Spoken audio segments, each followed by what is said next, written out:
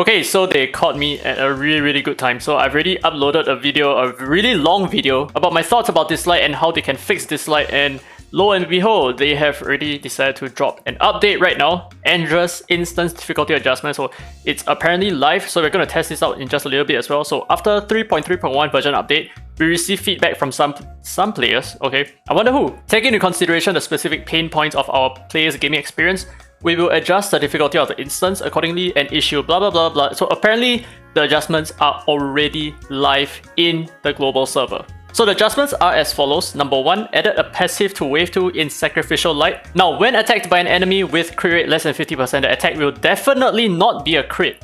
100% not be a crit. And now, point number 2, added a passive to floor 12 to 16 in Andras, which is essentially the floors with this original effect that kind of like hurts you whenever you crit, right? So when attacked by an enemy with a crit rate less than 50%, the attack will definitely not be a crit. Highest priority trigger. Now take note that these 2 points, point 1 and 2, they don't actually apply to all the ads in the fight. It only applies to the boss and the mid boss. Now why this is important is because this just rehashes the same problem, and this just further pushes the narrative that poison comps kinda suck. So in this fix, what they're really doing is they are protecting single target nukers and not so much about AoE attackers, because what you notice if you try this out yourself is your AoE attacks will still crit the ads, just not the boss and just not the mid boss. Now why this is a problem is obviously you are still critting ads. If you use a poison team, for example, you're gonna AoE attack, you're gonna crit every once in a while, and that's still gonna push the AP of the boss. So the fix here is only for players with R2 Tevers and above. So if you have an R6 Tever, for example, or if an R2 and above Tever, you have less than 50% crit rate, you will no longer be critting in this content against the mid boss and Andras himself. So what they have done is to further push Tever as the best alternative in this content, as opposed to running Hilda and all the other poison experts. So what I personally was hoping was that they actually pushed poison to like the main thing about this boss fight, right? So the enemies have like hundreds of thousands of HP, and the right way for you to deal with it is to just poison them like crazy. And what they're doing instead right now is to make it so much so that Tever owners are going to have a much better time. Okay, look, the thing is, I'm not complaining about this, because if you have a Tever, good for you. If you do not have a Tever like me, well, sucks to be you then.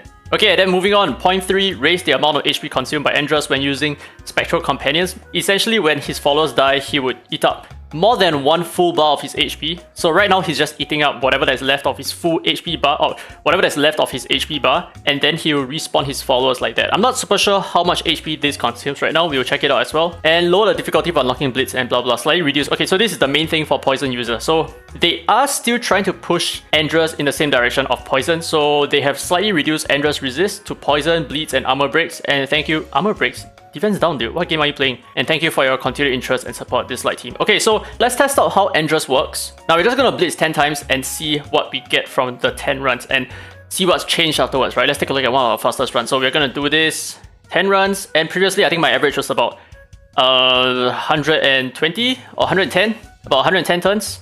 93 turns, okay, so that's a huge improvement. 83 turns, wow. 84 turns. This is actually my first blitz, so I am honestly quite surprised, because I did one single run and I noticed that I was still critting, but hey, our average turns are definitely going down by a lot. So it's kind of consistent right now, 80 plus turns, which is amazing. So, okay, that's good, I guess. Yeah, that's really good. So let's take a look at one of our fastest runs, and let me show you what I mean about, you know, still critting the enemy and all that kind of stuff. Alright, so 83 turns here, let's see what we got. So for the first wave, nothing has changed, right? Essentially, we can still crit. Take a look at this. Yeah, we still landed a crit, even though I had 10% crit rate. So my experts here have 10% crit. I don't even have any additional crit, and we have been critting so much. And I'm still critting as well, right? So I'm critting so much, dude. I'm still critting. I mean, obviously, this doesn't take place in the first wave. I'm just surprised, or rather I'm baffled about how high my crit rate is, how it looks like, because I have 10% crit rate, and it's just forcibly critting out. Like, it doesn't seem like 10% crit rate, right? Look at that, another crit. I'm gonna bet it's another. Okay, there's no crit here. Sure, fine. Okay, but you see that I can crit the ads on the sides, but I just cannot crit the guy in the middle, which means if you're a Tever owner, you would be able to nuke down the boss in the mid boss in the middle really easily. You don't have to worry too much about it. like reduce DPS. So in terms of your consistency, it's definitely going to be very much much better for your consistency. So that is the second wave, and let's move on to the boss wave. And I've done a little bit of math as well. So the thing is, previously poisons, okay, normally poisons do 4%. You see we create the ads over here, right? So normally poisons do 4% of the enemy's max HP, but in this content, it has been ramped up to 7.2%. And right now, after a brand new calculation based on the damage that we are dealing because of the poison stacks, we are actually dealing 8.6% HP per poison stack, which is more than 100% of what poison used to be. So I think it's about 110%. Okay, but we need to check out like what is the damage that Andras receives when he revives his ads. And also do take note that my team right now, it's kind of like, it's not, obviously not like the best poison comp, but it's one of the fastest poison comp there is right now. And we are still not able to do 8 memo chip runs, right? We are still stuck at around 80 plus turns, which I'm not sure, man. There must be a way to speed this out a little bit. I'm pretty sure there's a way to speed it up, but I have yet to figure it out. Okay, I think the ads are all probably going to die real soon. Around now, they're going to start falling off, right? Okay, falling off, the boss is going to take a turn. Okay, so previously, take a look at the boss, right? He has one little green sliver of HP here. So I think what happened in the past is he would then lose this green sliver and that's it. I think that was the damage that he receives from his second skill. But right now, apparently we are going to deal a lot more damage, right? So let's just see how much damage this looks like. Okay, we have a full yellow bar over here.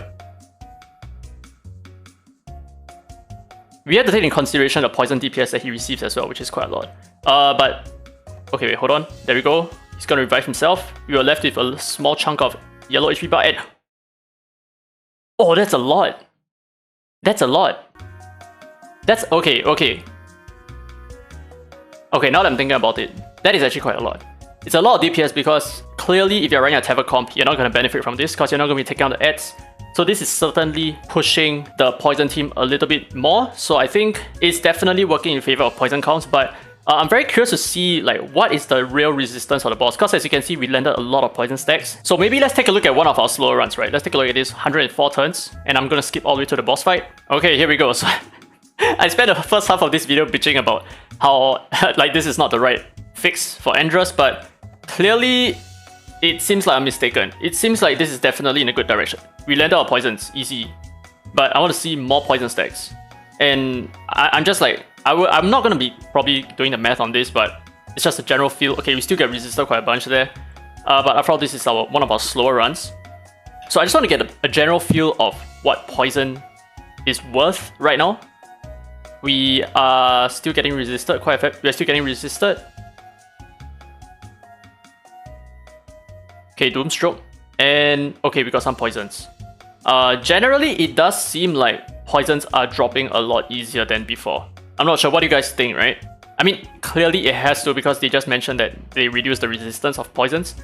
But in my opinion, right, just get rid of the resistance. Just throw it all away. Like, there is no need for you to have artificial resistance on a boss. Like, what's the point? If you want to push for poison to be useful, then just get rid of his artificial poison resistance. Just keep it as its standard base, which means having 80% accuracy is going to be good enough, and you're always going to land debuffs like 80% of the time. Okay, but yeah, no complaints there, because it does seem like, you know, poisons are landing a lot more often, which is great. This is great. This is a good step. So my only issue is, I'll talk about it in the video later on, or rather, I'm not sure when I'm going to release it. Maybe later on, later on. But yeah, so right now it does seem like, okay, he's going to use his second skill. I'm really very curious to see what the damage is going to look like. It does seem like it's quite important for you to destroy all the ads as fast as possible, so that the boss can take all the DPS that comes from his second skill. Right, his second skill over here. Okay, I mean, at this point, he's just going to zero himself. Yep, pretty much zero himself. Okay, so that's it. Pretty happy about this update. I mean, I'm pretty happy about this fix. This is a good fix.